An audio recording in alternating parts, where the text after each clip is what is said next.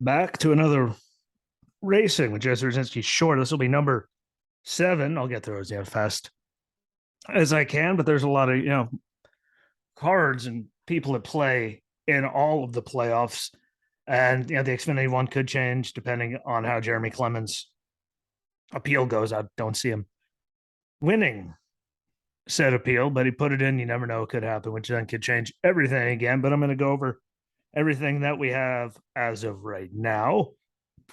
And there's Xfinity guys still have a bunch of races left before they get into it, which again weird. But you know, I think they should be better at having them all together by the time the playoffs start, so they could just have a run through it all. Again, they don't always go to the same track and stuff, so I get it, but it's always just been a weird one to me. Like these guys just locked in; those guys started weeks ago, and they're not ready for another 3 weeks. It's always been weird, but a lot of moving parts, a lot of everything. I'm going to start out with the NASCAR Camping World Truck Series, which, by the way, I'm excited. Hopefully, everyone else is excited as me to see Craftsman coming back. Like maybe it's just a me thing from growing up in its infancy, being NASCAR Craftsman Truck Series. That's very exciting to me. But playoffs are looking crazy right now. They have their drivers, they all did their thing. I know you can't see it, that on the screen, which makes no sense because everything's turned down. And yet here we are, boom, everything's glowing in the dark. But everyone that's watching any of it has seen, all of it. And I'm really intrigued to see how it's going to work out. I will say, Chandler Smith is first, Grant Enfinger are second due to obviously wins and getting all of that. Then Zane Smith third, John Hunter Nemechek fourth, Ty Majeski fifth, Stuart Friesen sixth, Ben Rose, Matt Crafton, Carson Hocevar, and Christian Eckes round it out. I think, obviously, we all know Chandler and Grant are moving on. Guaranteed. They got the wins when they get back racing next weekend in Kansas, I do believe. And I have a very hard time believing that Zane Smith or John Hunter Nemechek aren't going to carry on. I mean, right now, just because of that wins, they're still only 2 and 5 points behind. And there's guys that are way back that can close up because Christian Eckes down there at the bottom is only 51 points out. And if no one else gets any stage points up there, which they won't, but I'm saying if no one else did, he could be up there, win 2 stages, everyone else is back, and that's 20 points right there to cut in, which would put him all the way up in front of Stuart Friesen. Do I see that happening? No. Do any of you see that happening? No. Is it all possible? Yes. But, none of us see that happening. No offense to them. But I don't know. It's going to be an interesting one. I think Eckes has had some consistent runs. He's just had some bad luck. Hocevar, I'm surprised at how he's been running lately. He's on that good roll, and it's just been all downhill since then, which, it sucks. It's not really downhill. I'd like to see him get all that momentum and mojo back because he was on a roll. No one can deny that, whether you like the kid or not. He was on a roll. It'd be great to see him, but right now he's on the outside looking in because only the top 7 get to move on after this. In case anyone's wondering, this is him not getting a point. Anyway, I got interrupted 3 times by Walter. Sit around all day. Now he wants to do something. But anyway, sheesh. I think Carson could turn it back around. And again, it only takes a little bit to get it up going for him. I think he has, again, a win or, someone having a bad day is all it takes. I hope he can get in just because I like, the kid as a driver. Matt Crafton, I mean, he's up in 8th right now. And look at how, he did have a bad season. I don't care if you're a fan of him or not. That was not a good season. He was Mr. consistently inconsistent, I should say.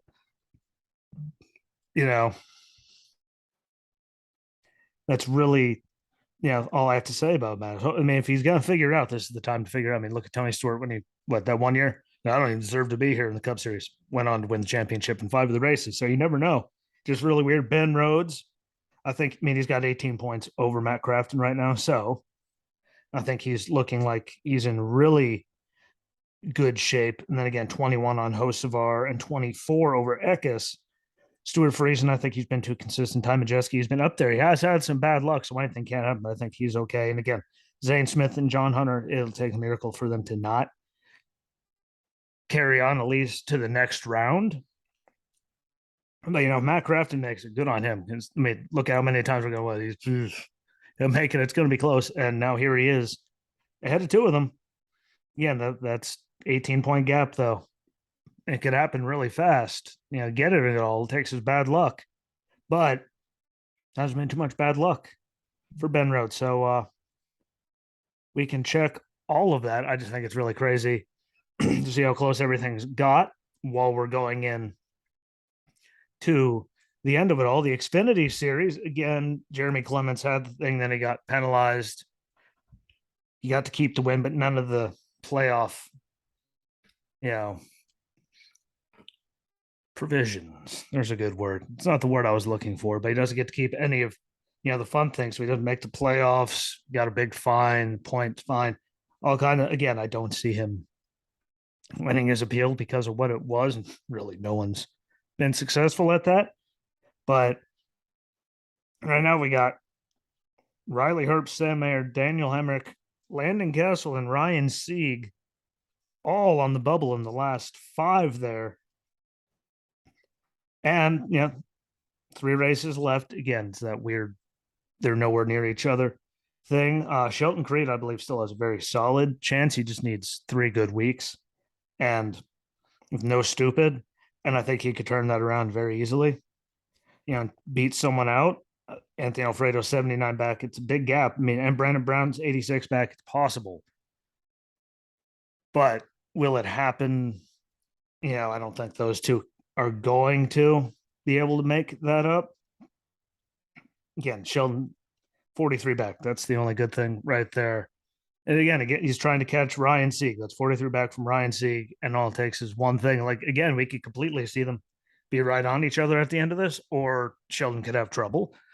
Sieg could have no trouble. And then it's pretty much they're going to have to win to get in kind of situation, which I don't want to see it come down to, because I think that just makes people do dumb things that they wouldn't regularly do, which then hurts their situation.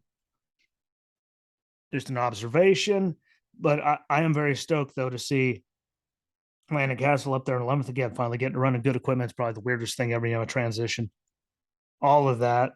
But I'm very, happy to see him there. Hemrick transitioned to a new team, just like Landon. So that's weird. I'm just trying to figure it all out, get everything going.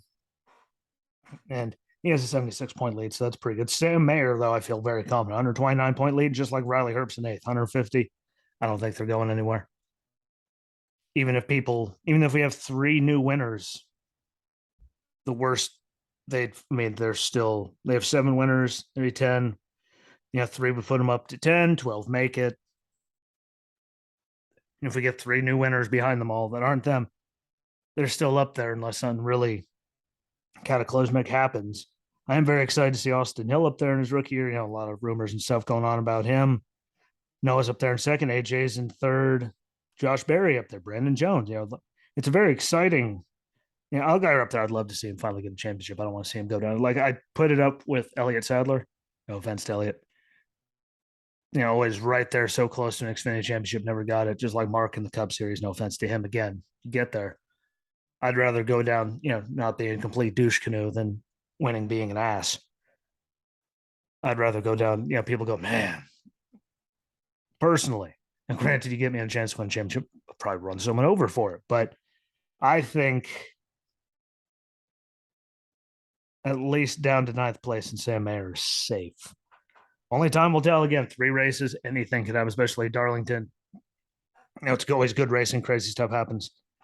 And we have to wait and see what happens with the Jeremy Clements, which is why I'm trying not to get into too much detail with it, because it does come down what happens with his appeal, which again, I don't think he's going to win. So I don't think it makes any difference. I mean, it does guarantee he's not making it unless he gets another win, somewhere else. But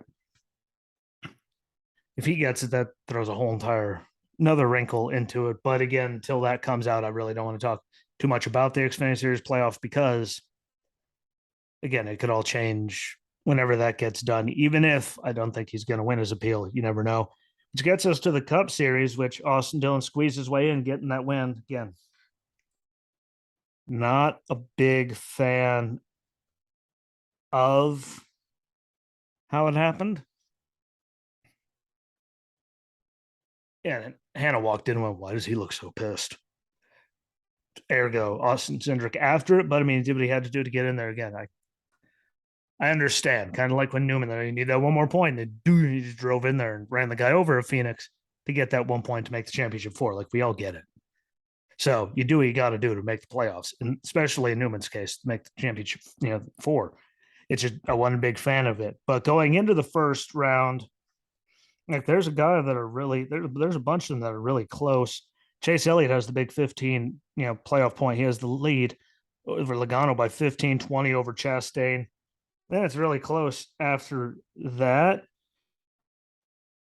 And no offense to a lot of people, I don't see Austin making it, out of this round. I really don't. Cindric, I just don't think there's been enough consistency. Chase Briscoe, don't think there's been enough consistency. And then that leaves a big one open for who will be the last one. Yeah, and I don't know how far Ross is going to make it. I don't think it's going to be too far. I think he's officially pissed off too many people. Maybe Christopher Bell will be the fourth one to not make it. Again, look who he's driving for, the talent that he has, the power behind him. But just consistency wise, I think Harvick figured it out too much. I think Suarez will still make and be up there. Bowman's driving for Hendrick. They're always right there for the most part. They do have the consistency to be up there. Someone steals a win and makes a whole nother thing different. But there at the end, Chase has looked good all year. Kyle looks good. That'd be Larson. I'm not surprised Logano is up there. I want to see what Kyle Busch could do though. Now that he made it, everything up around his head, talks about no contract for next year. I want to see what he could do when he's backed into a corner now and made the playoffs. And God knows where he's going to be. I mean, he might even know where he's going to be next year. None of us do. He's not going to tell any of us. Duh. And that's just the Kyle Busch thing. That's rowdy for you. But I really just Briscoe, Cindric, Austin Dillon, maybe Chris Bell. That's what I'm saying now. We'll all find out at the end, and one of them can go out and win this weekend, and I'll be stuck scratching my head. I think that's what it's going to come down to. There's been a lot of consistency, out of a lot of guys. It's just it hasn't been winning consistency, and this is the time of year where you need to figure out wins. And Chase Elliott and Larson, they're just doing it. They're on point. Ross has cooled off. Byron's still up there in contention. There's a lot of guys that are up there in contention. It's just that doesn't get you anywhere. Sad but true. Look how it could knock you out right away. So only time will tell, but I still say I'd be pissed off if I was Cindric for Austin Dillon. So maybe he'll get him back. I don't know. I would, again, I understand why he did it, but going in there, when you could just go around him with your teammate behind you, going to follow you no matter what. And that could have dumped him, caused, nice big hit and bad things. So that's my only problem with it. But that's where I'm going to leave it. Again, a lot that could happen in between now and then. I just don't like the Xfinity Series hasn't even started yet for another couple of weeks. But thank you for watching. Thank you for listening. Don't forget to follow along, subscribe, comment on it, like it, share it out for me. And let me know what you think. Feedback helps. And until Friday, my friend, peace.